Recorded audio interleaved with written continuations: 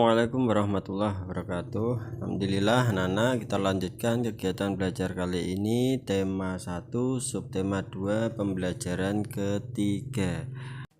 Diharapkan nanti kalian dapat mengetahui bunyi dan alat pendengar serta bentuk persatuan dalam keberagaman di masyarakat sekitar.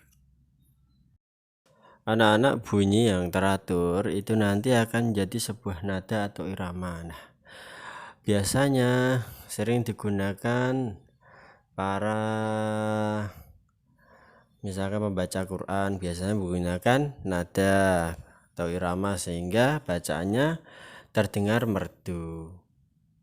والذين ينقضون عهد الله من بعد ميثاقه ويقطعون ما أمر الله به أن يوصل ويفسدون في الأرض أولئك لهم اللعنة ولهم سوء الدار. Apabila diatur, maka bunyi akan terdengar begitu merdu, seperti contoh video sebelumnya. Terdengar merdu di telinga kita. Nah, bagaimana prosesnya kok bisa suara merdu itu sampai ke telinga kita? Nah, perhatikan gambar berikut ini. Bagaimana toh? Yang pertama, daun telinga kita menangkap gelombang bunyi dari luar. Kemudian yang kedua, gelombang bunyi tersebut diubah menjadi getaran. Yang ketiga, getaran diperkuat, diteruskan ke bagian bagian dalam telinga tersebut diubah menjadi impuls saraf.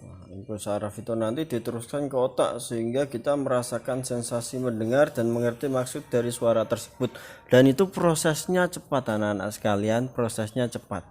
Kalau prosesnya lambat, mungkin sinyalnya masih 3G atau mungkin sedang tidak ada sinyal seperti itu. Makanya kita patut bersyukur ketika dimudahkan oleh Allah Subhanahu wa taala untuk mendengar dan memahami maksud dari suara yang kita terima sampai ke otak kita. Anak tadi Pak Ustadz Jurista sudah menyampaikan bahwa di bagian telinga dalam itu artinya telinga ada bagian-bagiannya.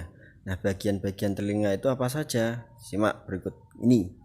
Kita perhatikan di situ telinga bagian luar adalah daun telinga kita dan lubang telinga.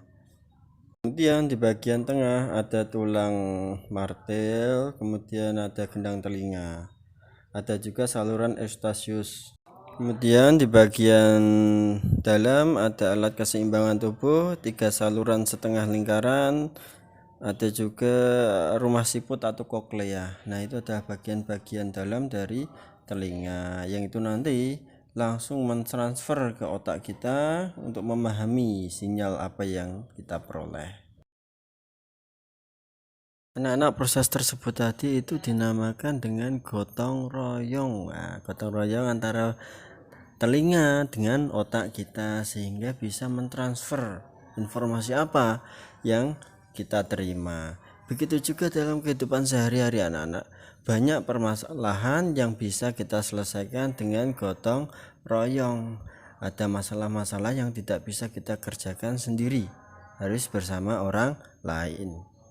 Contohnya dalam belajar online seperti ini. Nah, kalian di rumah tentu saja membutuhkan, harus bahu-membahu, membutuhkan bantuan orang tua kalian.